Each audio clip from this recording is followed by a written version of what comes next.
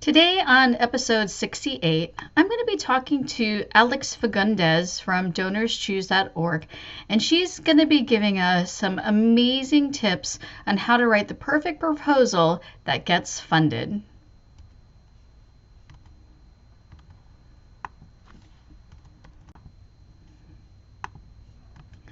Okay.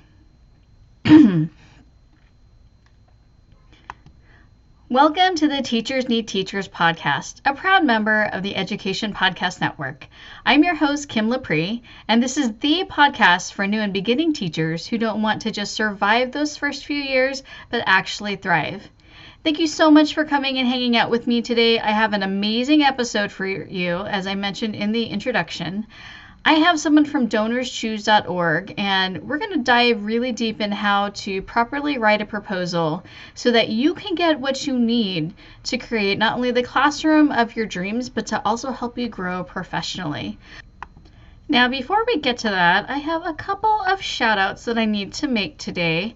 I have two awesome supporters. The first one is Stephanie Ivory, and then I also have Marianne Kosick. Now, Stephanie and Marianne are my awesome supporters in that they have signed up to support the podcast through Patreon. Now, what do you get if you sign up to be an awesome supporter?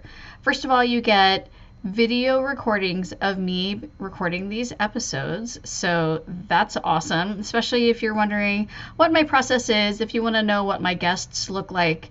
And then also bi-weekly updates, not only updates on the podcast, but especially with back to school happening, it is right around the corner. It's a lot earlier for me than probably the rest of you. You get to see my back to school process and also get to see me preparing for my new classrooms, multiple classrooms, and you just get more of personalized attention, I guess you could say. It's not so much attention, but it's just you get to see behind the scenes of the podcast and get more information that I'm not necessarily sharing on the podcast. So if you head over to teachersneedteachers.com/support, you can find out how to sign up to be an awesome supporter and support this podcast. Something else that's coming up is Angela Watson's 40-hour teacher work week. Now, if you've been listening to the podcast for a while, you might remember that she was on episode 36 about how we need to stop doing so much and take back our time. Now, I was also on Angela's podcast. She has the Truth for Teachers podcast, and I was on episode 166 where I discussed how I joined her 40-hour teacher work week and how I saved so much time. And I can't really emphasize enough how amazing it was for me to go through this. And I had been working at least 60 hours a week, and I actually trimmed off 15 hours a week, and I rarely take any work home. And I really owe it to this 40-hour teacher work week club. And Angela only holds it twice a year, so you can either sign up in December or you can sign up now. Now, the benefit of signing up now in its early bird time right now is that you're going to get extra bonuses. And I did that. I went and signed up for the extra bonuses, and it really helped me get into the right mindset before I started the club. And I went through the club for the entire year. And while I didn't do everything in the club the first year, I kept adding more of the techniques and strategies my second year after doing the club. So it's really been impactful in my teaching, and I highly recommend that you consider joining the club. And joining it as a new teacher is actually a really excellent time because it'll help you establish your classroom routines and policies and procedures before you've kind of like tried them out and made mistakes. This is going to set you on the right path. I can personally tell you that this club was extremely impactful and that it really changed the way that I think about teaching. It's changed the way that I actually teach, and I couldn't recommend it more. So if you head over to 40-hour teacher work week, it's actually 40htw.com. Okay, 40htw.com. You can get more information there on how to sign up. And if you sign up now, you'll get the early bird bonuses. And also what's awesome is that she has a payment plan. So if you go there and you're like, I can't afford this right now, she splits it up into payments for you. and that really eases the financial burden of the club. And honestly, it was definitely well worth the investment. I've paid for professional development that was 2 or 3 times the cost of this, and I didn't actually implement any of it. But pretty much almost everything from the 40-hour teacher workweek club I implemented. So I highly recommend it that you head on over there and sign up today. As teachers, we have a lot of hopes and dreams going into teaching. So we might envision having these really beautiful classrooms. We might envision these really hands-on lessons and projects that we want to do with our kids.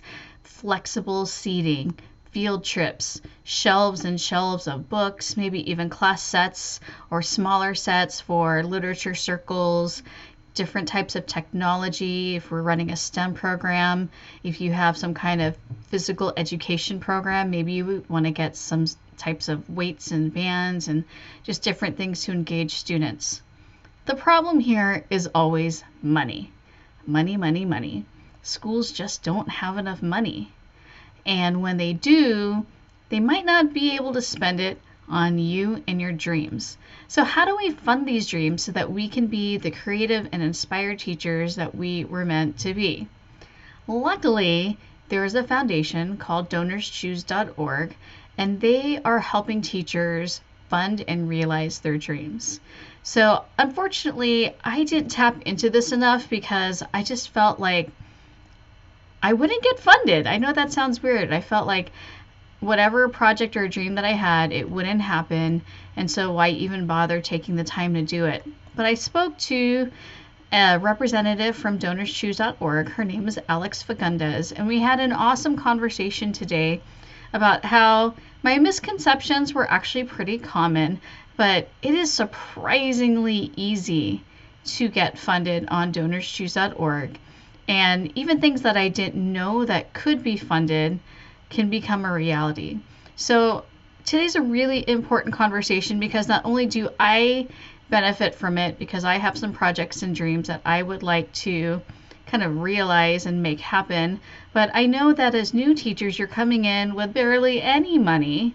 I mean, let's be honest, you just got done spending all this money to get your credential, and you might walk into a school that doesn't even have basic things like pencils and paper. So going through DonorsChooseorg can really, really help you as a new teacher just get over that initial hump so that you can just get your classroom going. You can get things started the way that you want to so that you have one less thing to worry about. So sit down and take some notes, and here's my conversation with Alex. Well, thank you, Alex, for coming on the podcast. I really appreciate you taking the time. Could you please tell us about your educational background and how you came to work with DonorsChooseorg? Totally. I am a former second and third grade teacher. I taught in Newark, New Jersey to some of the most incredible genius kids in the entire world. I specialized in literacy, and I also taught science and some STEM classes. And while I was in the classroom, I used DonorsChoose.org to get the materials I needed for my students. So we got Legos for our classroom, we started a school garden, we got math manipulatives, and the biggest win for my students were some really high interest, but right at their ability books. So things like Diary of a Wimpy Kid, Baby Mouse, Big Nate, all books like that were things that looped some of my struggling readers into where they needed to be and had really big outcomes for my students. So when I started to look past the classroom and look for new opportunities, DonorsChoose.org was just the natural next step for me. And I'm lucky enough now to work on the teacher success team, where I get to work on the back end of DonorsChoose.org, but also work with some of our incredible teachers every day. So excited to be chatting with you and get to kind of connect with some of your teachers.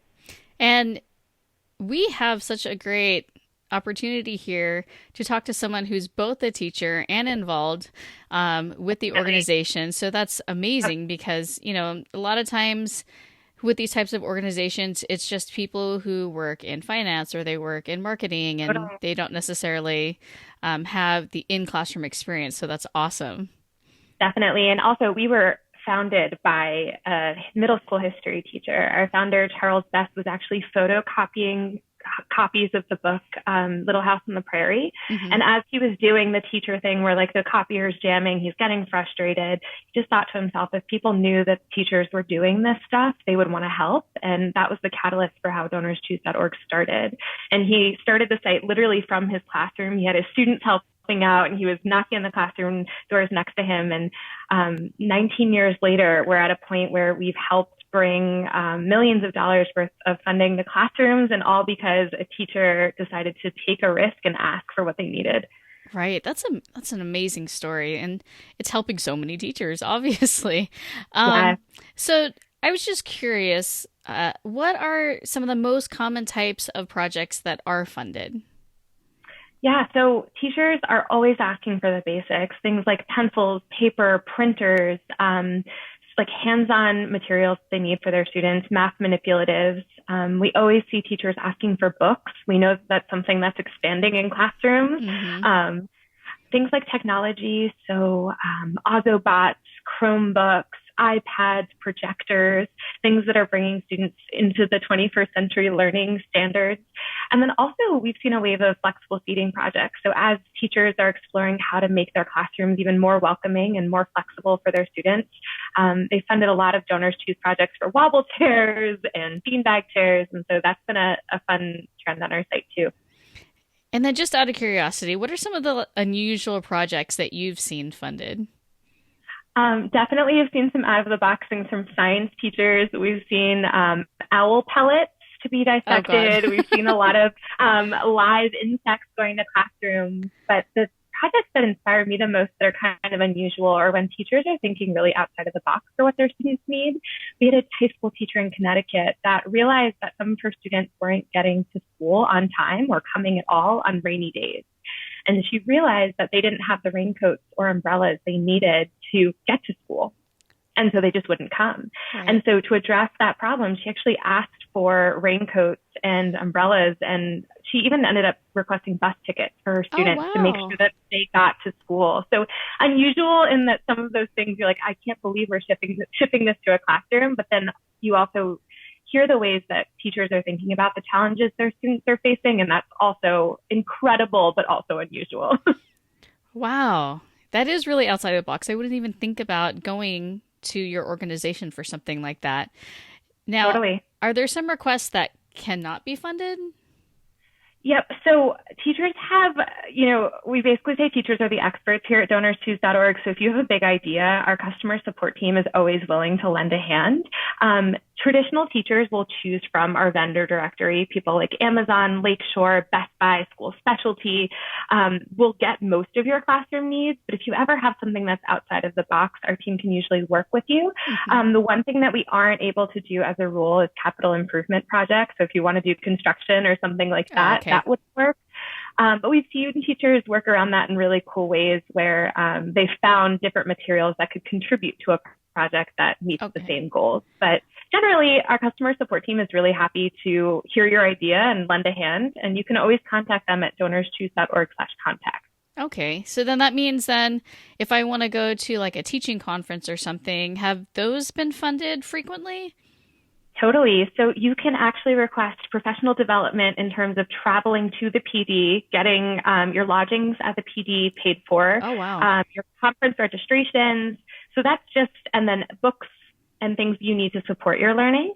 We also do class trips and visitors. And so if there's like an author you want to come into your classroom, you can help to get that funded.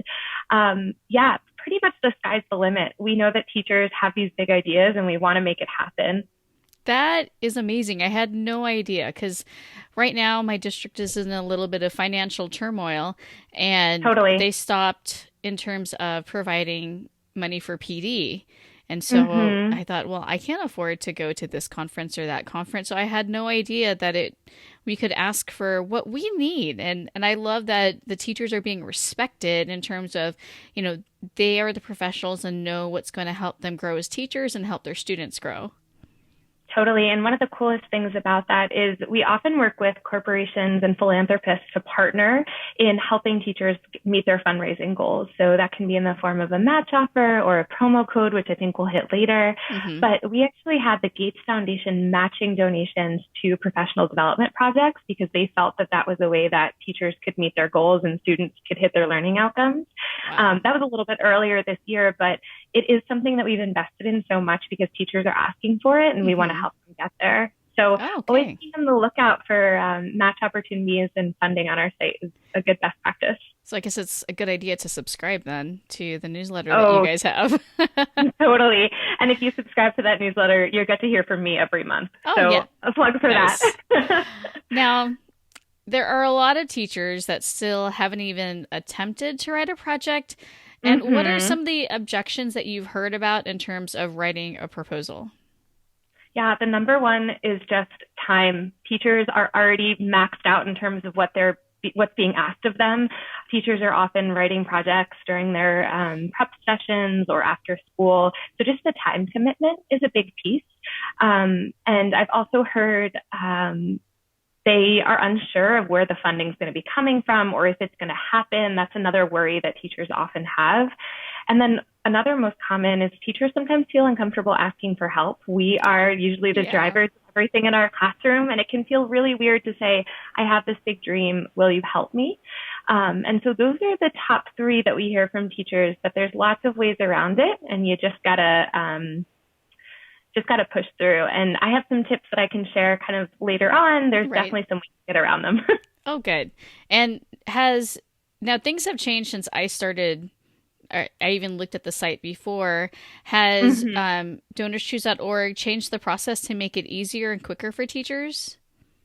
Totally. So if you're registering for a DonorsChooseorg account, our team's goal is to make that happen in 5 minutes or less because we respect teachers. We know that you're at a premium for time. The project creation process hasn't changed a ton because that's the place where you're putting the most time in, right? You're selecting what items you want for your classroom, you're writing your project essay, but there's a lot of prompts along the way that will help you tailor your essay to really catch the eye of a donor. And then on the delivery end, once your project's materials are funded, that delivery window has shortened a ton. So some materials are getting to classrooms within 2 or 3 days of being funded. Oh, wow. Especially if you so it's pretty cool to see those materials come in right away, and being able to open those boxes with your students is like an incredible opportunity. Right. Now, so I went through the process before, and I'm trying to go through the process again now. So, I mean, this interview is a little bit self-serving, you guys. But so I'm just wondering, what is the number one mistake that teachers make that maybe prevents their projects from being funded? Totally. So it's super, super simple. Projects that are requesting under $600 in materials are the most likely to get funded. I personally tell my teacher friends, keep it below $400. It's so easy when you're looking through the vendor directory and you see what's new at Lakeshore and what cool new books are coming out to keep adding things and get really ambitious. But projects that are lower cost are more likely to be funded. So when you're creating your project, keeping it under $600 is the best practice. And what you can do is if you have a big idea and you say, you know what, I want new seat sacks for the entire class, but they're pricey. What you can do is break that into 2 smaller projects, and that in itself, that increases your chances of funding. So that's like the number one thing that we see, and we want to tell teachers is keep it below $600. That's a good idea, because maybe as a donor, and it seems like, oh, it's too much. My little, donation of $100 isn't going to go very far. But if it's only $300, I feel like I'm really making a dent. So it's probably a little bit psychological there. Totally. There's definitely a donor aspect to it. And then also just using match offers and funding opportunities. If you ever want to know what types of companies are funding things on DonorsChoose.org right now, you can go to DonorsChoose.org/match offers. And there's always a list of corporate and philanthropic partners that are looking to help support classrooms. They often will choose something like, okay, we want to support STEM teachers or literacy projects or teachers that are requesting this specific item. But there's always a list, and they're always coming out throughout the year from September all the way to the next September. And if you keep updated on that page, you'll see the opportunities that are there. And that makes it really easy. If your overall project cost is $400, but you have a match on your project, it makes it that much easier. So I would say those two things together are like a really, really good indicator of success. Right. Oh, that's awesome. That's so awesome that we can kind of cherry pick certain organizations that are looking for like our subject area. So I like that. So I'm sure there's people who are just wanting to fund books, and that's where I would be in that camp. So I love that. Totally. Now, what are your top 5 tips for writing a proposal that gets funded quickly? Totally. So first 2, I already mentioned, keep it under $600 or even less. The second is to use funding opportunities as they come up on our site. Stay clicked in. You want to always be checking which funding opportunities are coming up. The third thing I always think about is think like a donor. So what you're doing in your project essay is you're trying to get donors to understand what your dream is and why it's so important. I think as teachers, we fall into this trap of, okay, flexible seating is going to help my students with this standard, and we get really jargony. Donors might not connect with that. You want them to see what your dream is, be really aspirational. So always thinking like a donor as you're writing that project essay. And then another thing, once that project is posted live, instead of asking your family and your friends and your network for donations, we find that the most powerful thing you can do is ask them to share your project within their networks. The more eyes that your project has on it, the higher chance it has of funding. And so in addition to doing the hey, I'm looking for donations for my project, please support me. Also that quick ask of hey, would you mind sharing this with your Saturday morning running group or the group of moms that you get donuts with on Sundays? It's always good to ask for more shares and to get it out there. Okay. Yeah, so those are the top tips, and I think project cost is probably the biggest indicator. Okay. And then now you had mentioned having our friends share, and I like that better because I feel weird asking my friends to fund things in my classroom, but I feel okay about saying, hey, can you just share this on your social network? So aside from that web of people, what are some other best practices for getting the word out about the project? Yeah, I think that just being active on social, a lot of teachers that are using DonorsChooseorg are sharing their projects in their social networks on Facebook and Instagram. Another great route is to take to Twitter, participate in some education chats, some live tweet situations, connect with people who might be interested in your project. I know of a teacher who was looking to fund a trumpet for her music classroom. And so she joined a bunch of groups of people that were passionate about trumpets. And she started connecting and sharing her project, and she figured out she got into the mind of a donor. And so creating those opportunities is really good. And in addition to the fundraising work that you're doing as a teacher, the DonorsChooseorg team is also doing some fundraising work on your project too, which we send projects to donors on a monthly basis. And so your project could get sent out to a bunch of different donors. Donors can also filter our site by zip code. And so if someone in your area is interested in supporting a classroom at your school, it's super easy for them to do it. And so you and DonorsChooseorg are kind of in a partnership in bringing your project to life. I had no idea about that. So you're like advertising on our behalf almost. Yeah, definitely. And if a donor is given to your project or funded a project at one school, if another teacher at that school posts a project, we like to just make sure that they know that, just so that they're spreading the word. And we're doing the same where we're asking donors to, even once you donate, tell the people in your network you did it. Let's make this happen. There's a lot going on behind the scenes. We want to make sure that teachers are funded. Oh, wow. Now, if I wanted to kind of use other successful projects as an example to craft my own, do you have any off the top of your head that you would recommend so that, it's just nice to see what a completed successful project looks like, if that makes sense? Totally.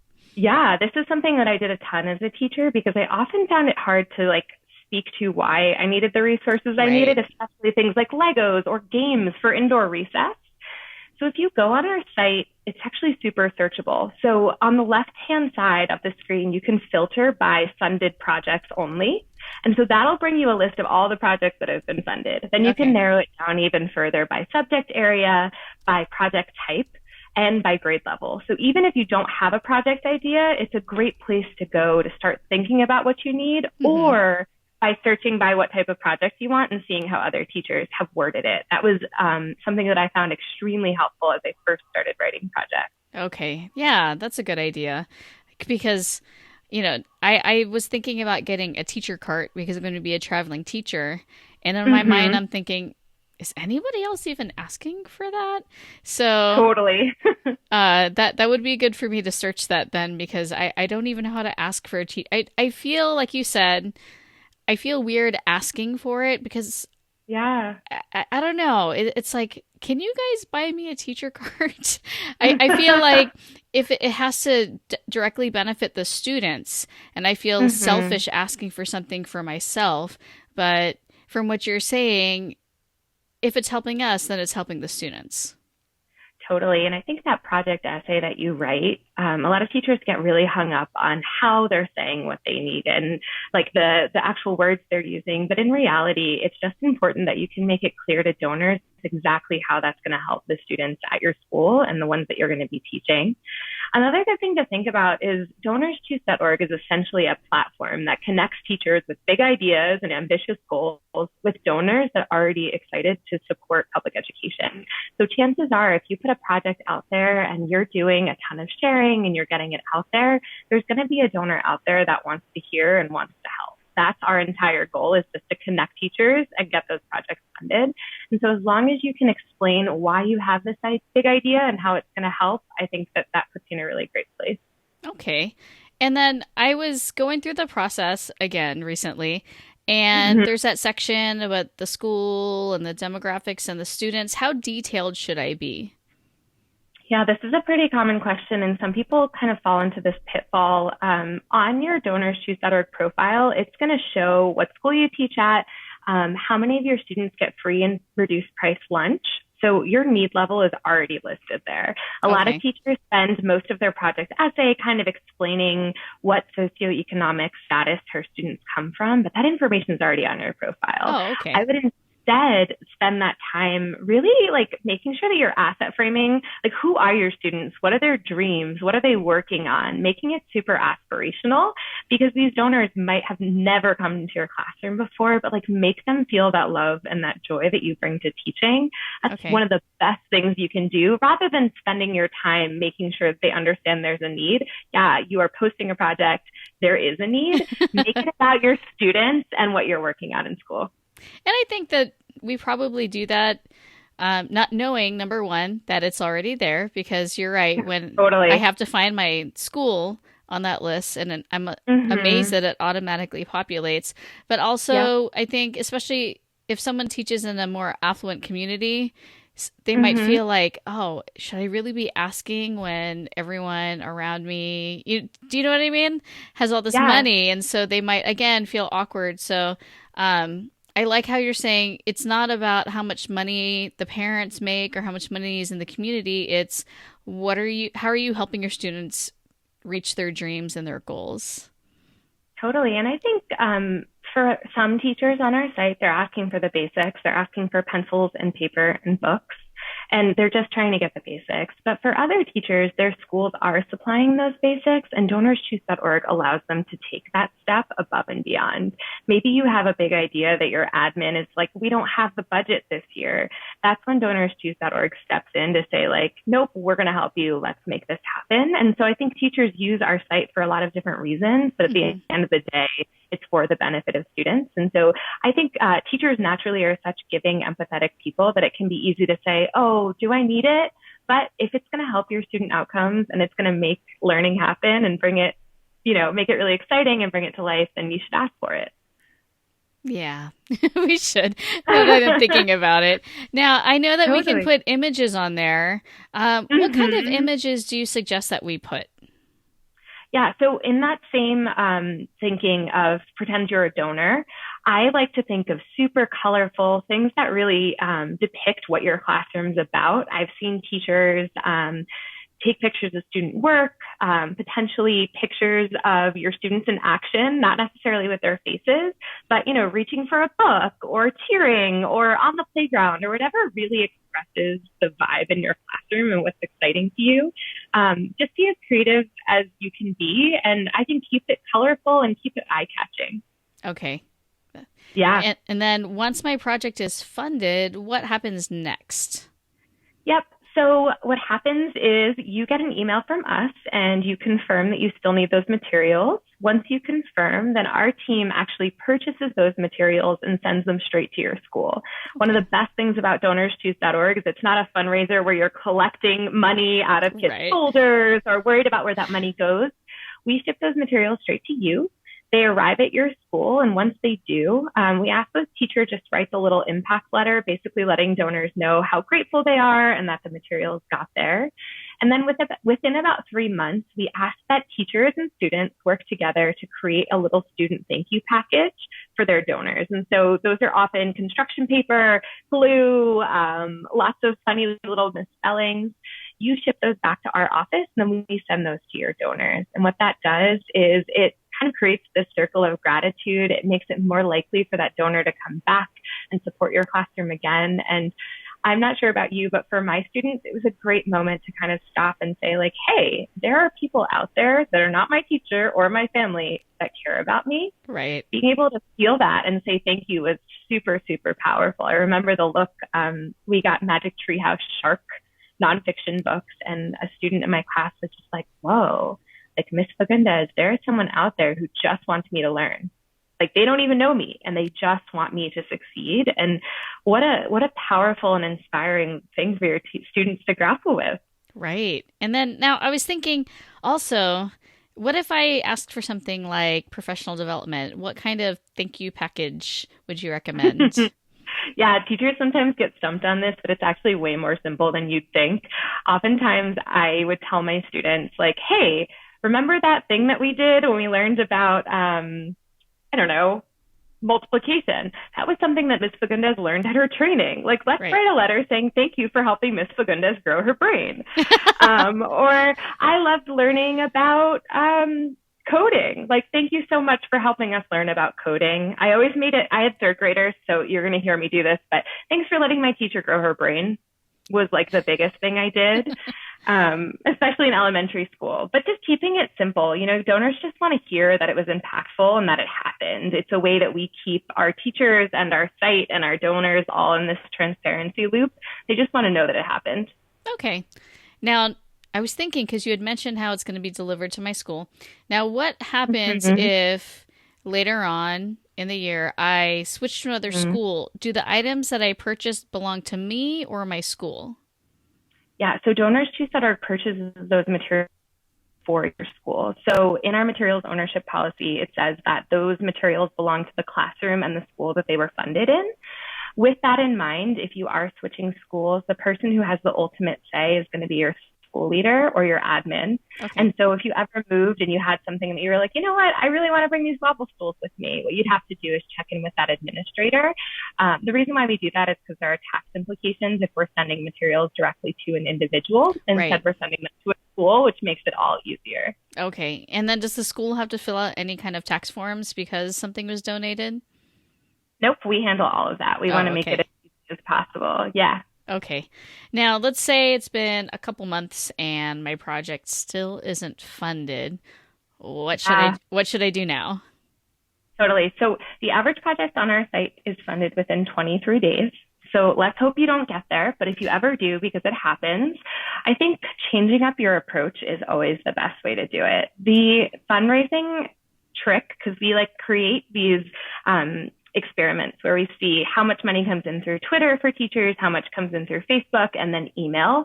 Every time we run that study, the most fundraising money comes in for teachers via email.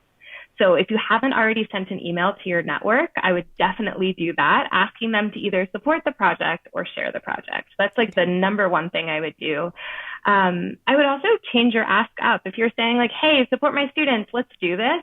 Maybe then switching it to, hey, will you share my project? Like I mentioned before, that can be a great way to kind of change your tune, change your ask. The other thing you can think about is maybe you wrote a project, you got super, super excited about your materials, and you ended up with a $1,200 project. If you're struggling to get it funded, one thing you could do is take that project down, split it into 2 lower cost projects, and then repost it. That's kind of a mistake that folks make a lot, but our expert teacher fundraisers will always say like, hey, have you considered breaking up your project? So that's kind of a more extreme one. If you're like, you know what, this is not happening for me, going a little lower cost is good. Another thing that a few teachers haven't thought of, but I've heard from some of our top fundraisers, is engaging your community. So thinking about small businesses, thinking about folks in your community who might be interested in, I know my local pizza place, when I asked them, gave a little bit towards my project. Oftentimes your local organizations like the Kiwanis Club or things like that are typically a place where teachers don't think to ask, but is really a good place to start, especially if they're excited about your community. Chances are they're going to want to invest. I never even thought about that. I guess you just imagine it's all online. You know, it's just like these anonymous faceless donors that are funding our projects. But yeah, reach out to the community, especially I can imagine if you live in a small community with one school and everyone wants to help that school succeed. Totally. I've also seen, this is like one teacher who really went above and beyond. She told her students, she created her project with her students. They were super bought in. They were super excited. And her students were helping her fundraise. They were like, Mom, Dad, share my project. Let's do this. And she said if the project got funded at the end of the school year, they were allowed to pie her in the face. And the project got funded, and she sent us a video of her getting pied in the face. So any fundraising trick you would use for a typical fundraiser, you could do a bake sale and put all the money towards the project. You can really think outside of the box. But there are some really cool ways to get your community involved.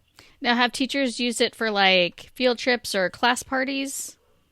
Totally. Yeah. So we've seen quite a few field trips. And what happens then is it's a special type of project, and you tell us where you want to go, how many students you're going to have. And then we, once you fund it, actually work with you to book the trip.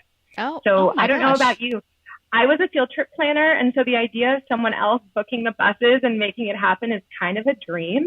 But our team loves to do it. And so, yeah, if you come on the site and you have a big idea, definitely a good way. And some teachers will say, can we do a grade-wide field trip? What I would do is break it up, fund it for each class individually, have a different teacher take it on. It's definitely a good way to go. Right. Yeah. I was about to actually ask that. Like, what if we want everyone in our grade to go? Now, you had mentioned earlier matching opportunities and promo codes. Could you dive into that a little bit? Yeah, this is one of my favorite parts of the site because I think it's so exciting that teachers can get donations from corporate philanthropists and organizations. Essentially, DonorsChooseorg, part of our work is to partner with organizations that are excited to support teachers. And that could mean that organization matches donations to your project with a match offer. It could be an organization that supports a promo code, which just like online retail is going to match donations when donors enter it. And those are things that they can double your donations. We've seen 5Xs. We've even seen 10Xs from some organizations. So imagine like your $5 is turning into $50. Like it's crazy. And so you can find out about all of those funding opportunities at DonorsChooseorg/match offers. And to give you a sense on what types of organizations we've worked with in the past, we have a current opportunity with Google.org. It's called our I See Me initiative. And it's a way we've found, and teachers have said, that it's really impactful when students see themselves in their teachers and their educators. And so projects this is a little bit of a mouthful, projects for materials that help students see themselves in their curriculum and in their learning are being matched right now from Google.org. Oh, wow. So that's just one of the many funding opportunities happening right now. But we've worked with Google, we've worked with the Gates Foundation, Chevron, Verizon, AT&T, Craig Newmark, and the Born This Way Foundation are just a few of our partners that come in every single year. Now, how does that work exactly? So let's say I have a project for $200. How does the match work? Yeah. So what happens is before you post that project, you're looking at match offers and you say, okay, these are the criteria that the Gates Foundation is supporting.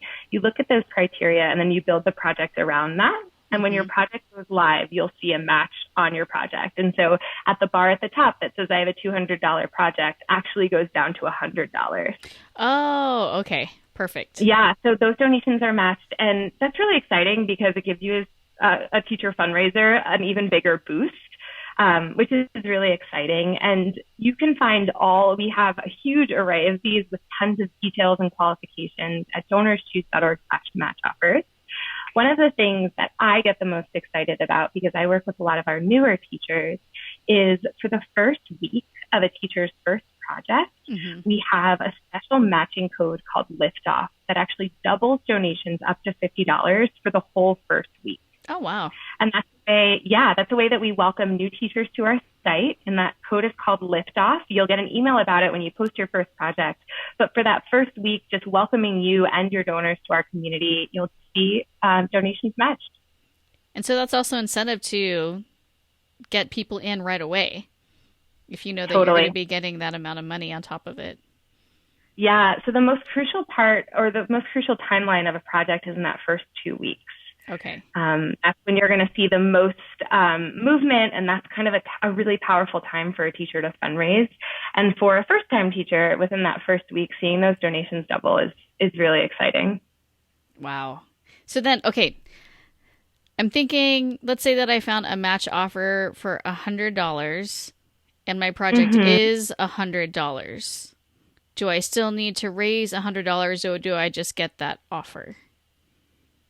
So if your project is $100 and you have a match offer, then you only have to fundraise the $50.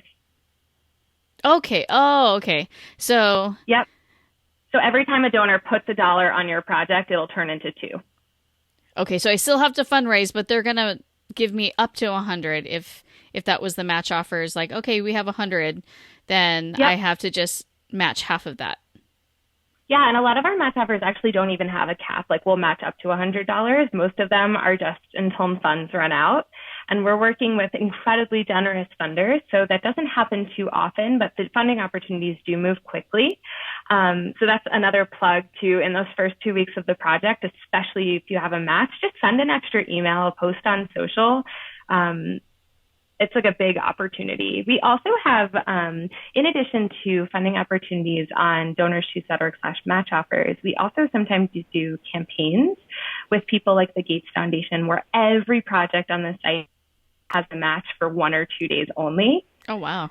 We sometimes do that during back to school. We've done it, a special campaign for book projects because we know they're super important to teachers.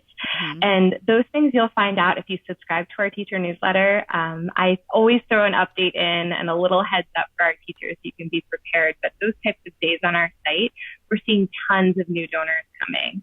Wow. And I've also seen or read about like some celebrity will come and just fund everybody's or something like that. Totally. So that's called a flash funding. And sometimes that'll happen. Last year in 2018, we worked with Ripple, which is a cryptocurrency company.